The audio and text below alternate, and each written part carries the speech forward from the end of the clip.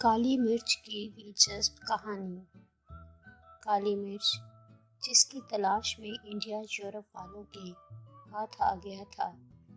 کیا آپ کو یہ معلوم ہے کہ کالی مرچ سے آتی ہے اور کس طرح پیدا ہوتی اور تیار کی جاتی ہے؟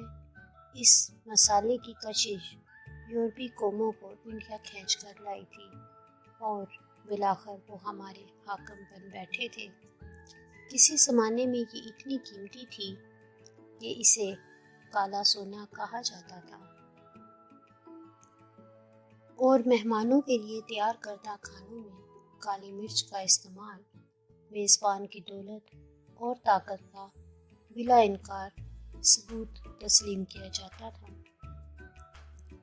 یورپ میں اس قیمتی اور نایاب مسالے کی ہر کسی کو تلاش تھی، لیکن ان کو یہ معلوم نہیں تھا کہ یہ کہاں پیدا ہوتا ہے اور اسے کیسے تیار کیا جاتا ہے۔ اس کے متعلق وہاں کئی کہاوتیں مشہور تھیں، جن میں سے ایک یہ تھی کہ اڑنے والے انتہائی زہریلے سانپ کالی مرچ کے جنگلوں کی رکھوالی کرتے ہیں اور مقامی لوگ جنگلات کو آگ لگا کر ان سانپوں کو عارضی طور پر بھگانے کے بعد اس مسالے کو حاصل کرتے ہیں، جس کی وجہ سے اس کا رنگ کالا ہوتا ہے اور اس میں آگ کا ذائقہ پایا جاتا ہے۔ کالی مرچ کا مقام پیدائش انڈیا میں کیرلا کے علاقے میں ہے، جہاں یہ درختوں پر چڑھی ایک بیل پر سبز بیری کی صورت میں لگتی ہے۔ یہاں کے لوگ ہزاروں سالوں سے ان بیریوں کو چن کر ان سے مسالہ تیار کرتے چلے آ رہے ہیں۔ کئی صدیوں تک یورپ میں بیچنے اور اس سے بے شمار دولت کمانے والے صرف عرب تاجر تھے، کیونکہ اس علاقے کا راستہ صرف وہی جانتے تھے اور وہ اپنے گاہکوں تک اس راز کو پہنچنے نہیں دے رہے تھے، اور اوپر سے اس راز کو محفوظ رکھنے میں یورپی لوگوں کی بے بنیاد کہاوتیں بھی ان تاجروں کے لیے مددگار ثابت ہو رہی تھی۔ اس طرح انہیں اس مسالے کی تجارت پر مکمل تسلط حاصل تھا، لیکن اس کے ختم ہونے کا وقت زیادہ دور نہیں تھا۔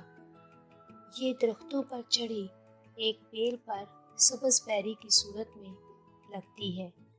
3 دن کے لیے سبز بیریوں کو دھوپ میں سکھا کر کالی مرچ تیار کی جاتی ہے۔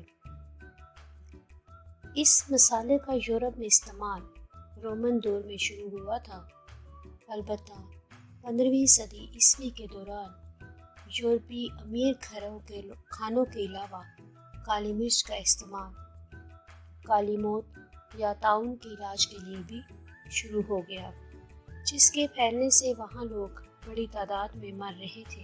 اس قیمتی مال کی سخت ضرورت اور شدید مانگ کی وجہ سے 8 جولائی 1497 میں پرتگال نے اپنے سب سے اعلیٰ سمندری جہاز راں واسکو ڈی گاما کو کالی مرچ کے منبع کو تلاش کرنے کی مہم پر روانہ کیا۔ واسکو ڈی گاما کا فلوئیٹا مشکلات کا مقابلہ کرتے ہوئے سمندری ہواؤں کی مدد سے افریقی ساحلوں کے کٹھن بحری راستے سے مئی 1498 میں انڈیا تک پہنچنے میں کامیاب ہو گیا۔ اس طرح اسے یورپ میں سب سے پہلے انڈیا تک سمندری راستہ تلاش کرنے کا مقام بھی حاصل ہوا۔ اس میں کوئی شک نہیں تھا کہ ڈی گاما کے اس کارنامے سے پرتگال کا جیک پاٹ نکل آیا تھا۔ واسکو ڈی گاما انڈیا پہنچنے سے پہلے یہاں بے دین جنگلی وحشی دیکھنے کی امید لگائے بیٹھا تھا، جو بیکار یورپی اشیاء کے بدلے اپنا کالا سونا بخوشی اس کے حوالے کر دیں گے۔ جب ڈی گاما کیرلا کے شہر کوچی پہنچا تو اس کے برعکس لوگوں کو بہت دولت مند پایا۔ دور دور سے عرب، چینی اور کئی دوسرے تاجر صدیوں سے اس ہر دیسی مرکز پر تجارت کے لیے آ رہے تھے۔ 15ویں صدی میں کیرلا کے لیے کالی مرچ وہی مالی مقام رکھتی تھی جو آج کل گلف کی ریاستوں کے لیے تیل رکھتا ہے۔ واسکو ڈی گاما کے کیرلا میں آنے کے 8 سال کے اندر ہی پرتگال نے اس علاقے میں اپنے قدم اچھی طرح سے جما لیے تھے۔ انہوں نے یہاں ایک قلعہ بھی تعمیر کر لیا تھا جہاں انہوں نے انڈیا میں اپنے پہلے واسرائے کو مقیم کیا تھا۔ 16ویں صدی کے آغاز سے پہلے ہی پرتگالی مصالحوں کی تجارت میں سب سے آگے نکل چکے تھے اور جو مال وہ تجارت سے حاصل نہیں کر سکتے تھے اپنی طاقت سے چھین لیتے تھے۔ کالی مرچ کی خاطر پرتگال نے انڈیا کے مسالے والے ساحلی علاقوں کو اپنے محاصرے میں لے لیا تھا۔ ایک مرتبہ جب انہیں یہ یقین ہو گیا کہ انڈیا میں کالی مرچ کی تجارت اب ان کے مکمل قابو میں ہے تو انہوں نے اپنی توجہ دوسرے مسالوں کو ڈھونڈنے کی طرف کر دی۔ ان کی تلاش کے لیے اگلا مسالہ دار چینی تھا جو 16ویں صدی کے یورپی امیر لوگوں میں بے حد مقبول تھا۔ یہ کالی مرچ سے بھی زیادہ نایاب تھا اور اس کا منبع بھی ان کے لیے نامعلوم تھا۔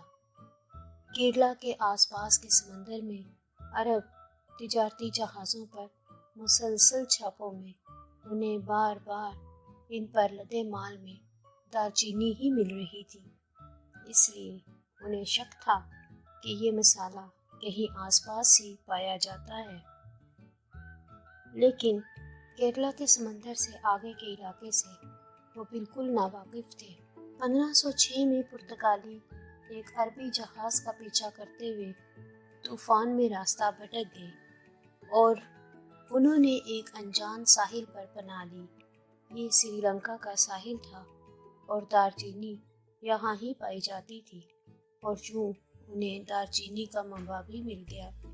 کالی مرچ اور دار چینی جیسے مسالے دنیا بھر میں کھانوں کے طریقوں میں انقلابی تبدیلیوں کا باعث بنے ہیں اور آج بھی مقبول ہیں، لیکن ان کی تلاش نہ صرف ہماری تاریخ کا رخ بدلنے کا باعث بنی بلکہ اس نے جدید دنیا کی شکل بنانے میں بھی اہم کردار ادا کیا۔ ویڈیو پسند آئے تو لائک کیجیے، سبسکرائب کیجیے اور شیئر کیجیے۔ اللہ حافظ۔